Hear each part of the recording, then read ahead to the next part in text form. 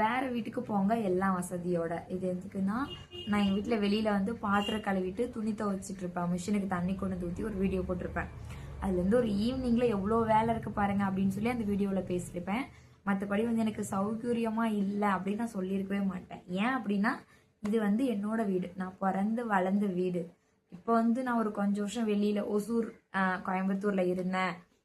அங்கே வந்து நம்ம ரெண்டட் ஹவுஸில் இருந்தோம், அப்பார்ட்மெண்ட்லலாம் இருந்தோம். அப்படிங்கும்போது அது டைல்ஸாக இருக்கும், அது ஒரு மாதிரி அப்பார்ட்மெண்ட் ரிச் லுக்காக இருந்திருக்கும். இது வந்து நான் பிறந்த வளர்ந்து வீடு இல்லையா. திருப்பி இங்கே வரும்போது கொஞ்சம் அப்படி ஏற்ற இறக்கம் இது தெரியும், உங்களுக்கு நிறையவே தெரியும்.